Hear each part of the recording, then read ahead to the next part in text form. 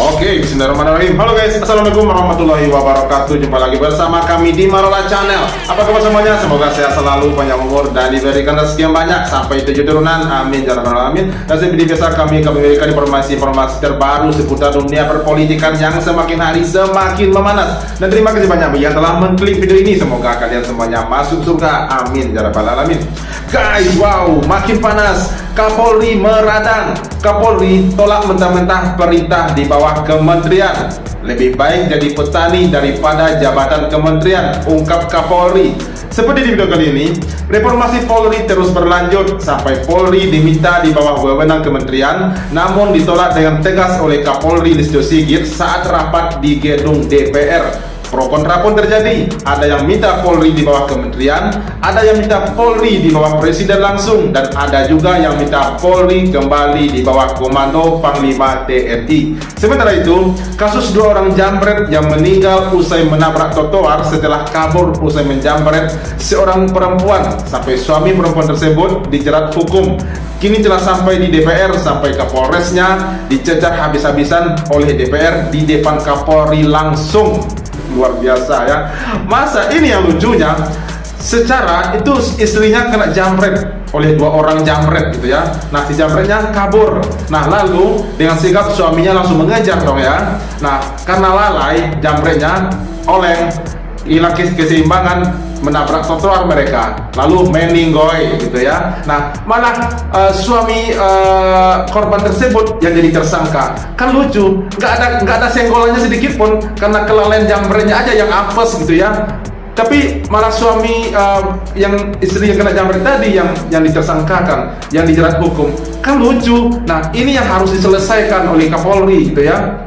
Enggak. Nah, tolong disimak sampai selesai biar nggak gagal paham, dan seperti videonya ini dia. Let's go.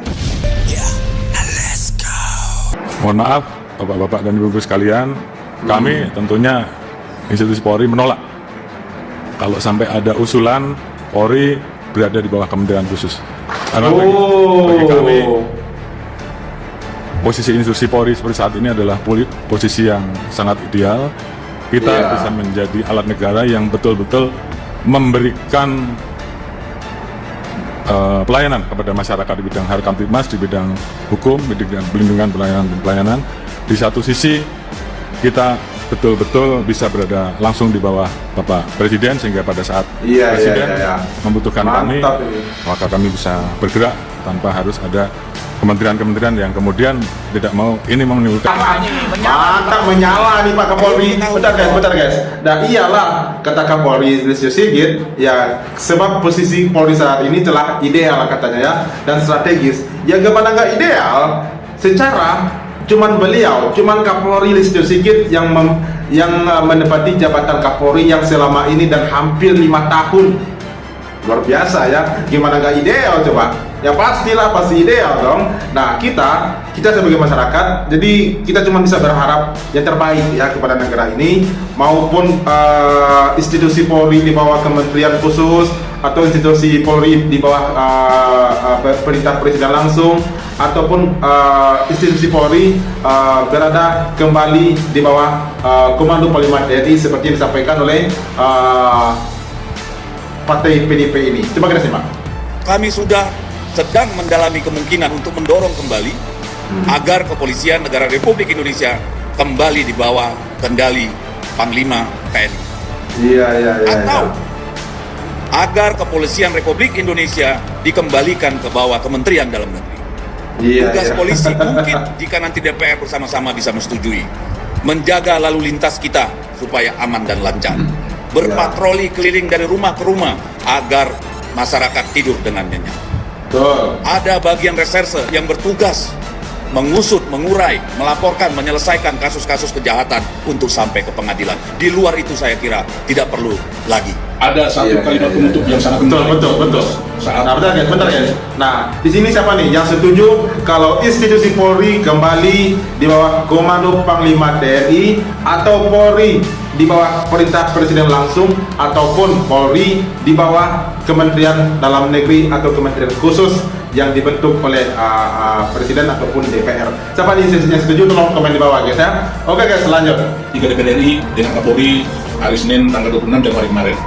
Berikut cuplikan video kalimat penutup Kapolri Jenderal Polisi Listio Sigit Prabowo. Dan saya minta seluruh jajaran laksanakan ini. Perjuangkan sampai titik darah penghabisan. Terima kasih. Nah, itu dia tadi pernyataan Kapolri, kalimat penutupnya yang menyampaikan pesan kepada seluruh jajarannya untuk melaksanakan perjuangan ini sampai titik darah penghabisan. Ini sinyal perlawanan. Jadi siapapun yang menginginkan kepolisian berada di bawah Kementerian Kepolisian, maka Kepolisian Republik Indonesia harus melawan sampai titik darah penghabisan. Iya.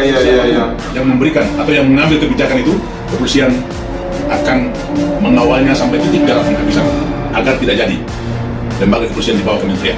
Iya. Ini analisa saya yang saya simpulkan. Artinya bahwa lembaga kepolisian saat ini merasa dirinya kokoh.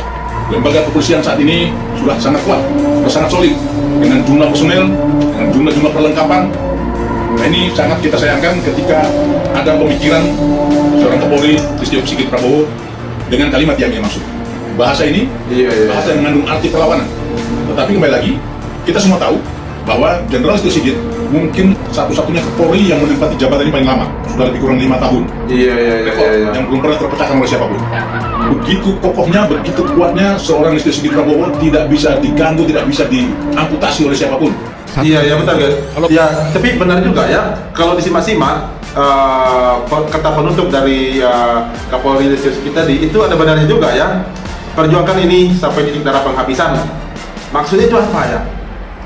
Ya kalau menolak Polri di bawah institusi di bawah kementerian khusus untuk Kementerian Dalam Negeri, ya nggak apa-apa. Kita rakyat cuma berharap yang terbaik aja, ya nggak? Kita rakyat cuma berharap yang terbaik aja. Semoga Polri kedepannya dengan ada reformasi Polri ini agar menjadi lebih baik lagi, agar bisa lebih mengayomi masyarakat lagi, dan jangan sampai salah tangkap lagi. Jangan sampai kelihatan hukum itu tajam ke bawah dan tumpul ke atas, dan memang itu yang terjadi gitu ya. Jangan sampai itu lagi yang terjadi, karena di saat ini sudah tahun 2026, ya nggak? Kalau bisa ya makin tahun bertambah, kalau bisa hukum ini lebih baik lah, jangan makin mundur gitu. Jambret barang milik istrinya Hoki, tentu dia tidak akan mengejar si Jambret. Kalaupun Jambret itu mati karena nabrak, tentu itu kesalahannya dia sendiri. Ngapain Jambret? Mestinya kan tidak usah Jambret. Teman-teman, ayo, ini menjadi sebuah pemahaman bersama, mumpung lagi viral. Kalau tidak viral, tentu posisi Hoki tetap menjadi tersangka. Tapi karena banyak diviralkan, sehingga kemarin ada upaya restoratif justice. Sekarang dipanggil DPR, ayo, supaya semua penegak hukum itu pemahamannya sama. Di atas keadilan itu ada moral. Tentu tidak layak orang membela istrinya karena dirampok, karena dijamret, kok malah jadi tersangka. Iya, ini yang lucunya, kan lucu itu namanya. Secara dia kan membela dan berusaha untuk menyelamatkan harta istrinya yang dijamret oleh dua orang jambret. Nah, namun naas apes yang didapati oleh dua jambret tersebut, mereka menabrak trotoar dan meninggoy. Tapi kok malah suami korban jambret itu yang ditersangkakan. Ini juga termasuk ancaman kepada kita sebagai masyarakat ketika kita mengalami hal yang sama di luar sana, di jalan sana, lalu kita mengejar atau melakukan perlawanan terhadap para jambret-jambret itu atau para penodong gitu ya. Nah, lalu terkena apes juga para jambret tersebut atau para begal tersebut atau para penodong tersebut. Nah, ini ancaman juga kepada kita, mungkin juga kita akan ditersangkakan di situ. Secara kita kan membela diri demi menyelamatkan diri gitu ya dari serangan orang jahat, tetapi malah kita yang tersangkakan. Jadi harus berbuat apa kita untuk membela diri, untuk menyelamatkan diri dari gangguan orang jahat gitu? Apa yang harus kita lakukan? Kalau bisa ini nih yang harus kayak udah primitif banget, ketinggalan zaman banget gitu. Ya kelihatan banget gitu ya, mas ya tolol gitu, memang tolol. Asli itu loh, gue bilang tolol gitu ya. Kenapa tolol? Kan jelas, perkaranya jelas. Kok bisa ditersangkakan si bapak yang mengejar jambret tersebut? Dan itu banyak terjadi di luar sana. Banyak tuh kasus-kasus sebelumnya. Ada yang membela istrinya dari gangguan preman, lalu dilawan sampai premannya meninggal, ya enggak? Nah, lalu dia ditersangkakan. Mereka menyelamatkan diri. Jangan sampai kasus ini berulang-ulang terus gitu ya. Ini yang harus direformasi, ini yang harus ditegaskan. Dan harus dirubah cara sudut pandangnya, cara memahami hukumnya seperti ini gitu ya, harus dengan hati, ya enggak? Jangan semena-mena gitu. Masa yang katanya ahli hukum, polisi ahli hukum, pengadilan ahli hukum, masa nggak bisa membedakan mana yang salah dan mana yang benar, ya enggak? Gokil kalian. Oke, kita lanjut. Sampai dicecar nih oleh Komisi 3 DPR RI di depan Kapolri langsung tuh Kapolresnya. Coba kita simak. Tensi politik, Pak, tentang kejadian di Polres Sleman. Mana Polres Jogja nih, Pak Anggoro? Siap. Ya, yaitu Hogi Minaya, seorang suami Hogi Minaya bela istri saat dijamret.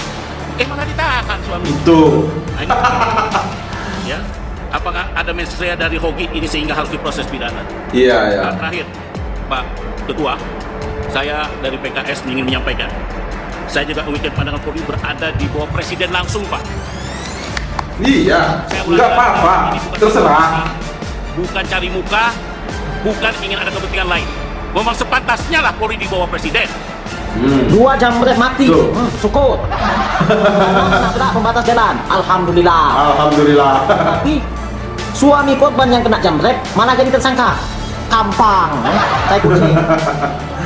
Ini siapa pula yang buat jadi tersangkanya? Polisi mana itu? Aku yakin ini kalau nggak polisi Konoha, kerjaan polisi. Lalu sing, terus kucing, asal nyogok, kampang. Kalau soalnya kalau polisi Indonesia kerjaannya tutup makotop, nggak ada yang dilakukan lagi. Iya, iya. Yang mana yang harus jadi tersangka? Iya, betul. Oleh penjahat. Kalau tersangka kan orang yang melindungi diri, ya nggak mungkin. Yang ada itu di Konoha. 2 jambret tewas tabrak tembok. Suami korban jambret jadi tersangka.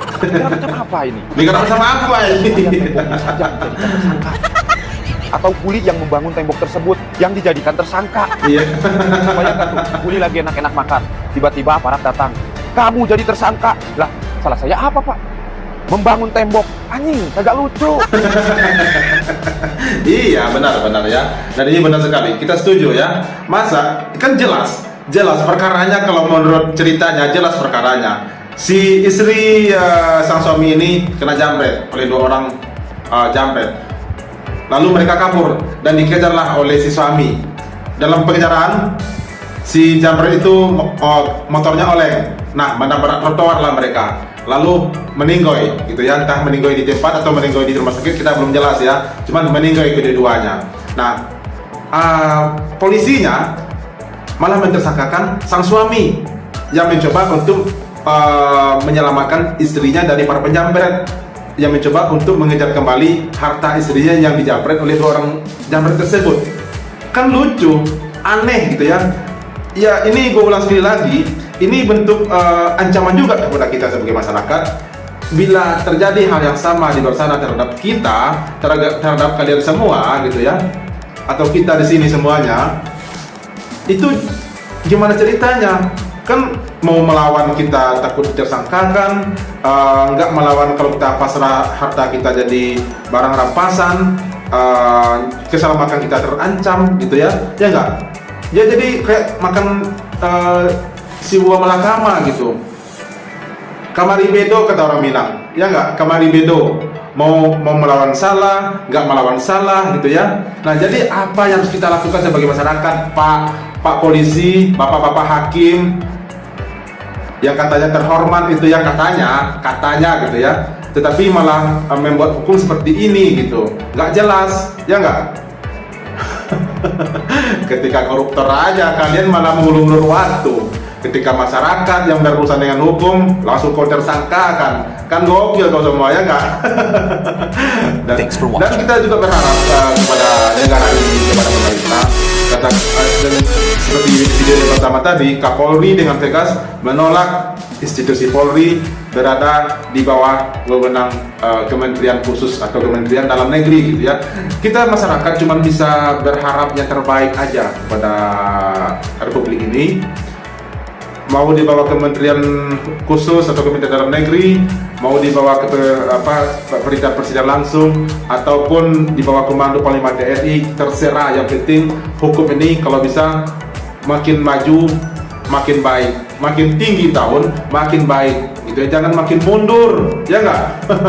Oke guys, gimana pendapat kalian? Tolong sampaikan di kolom komentar. Dan ini reaksi kita hari ini. Terima kasih banyak yang telah menonton dan sampai jumpa lagi di video berikutnya. Thank you. Thanks for watching. We'll be right back.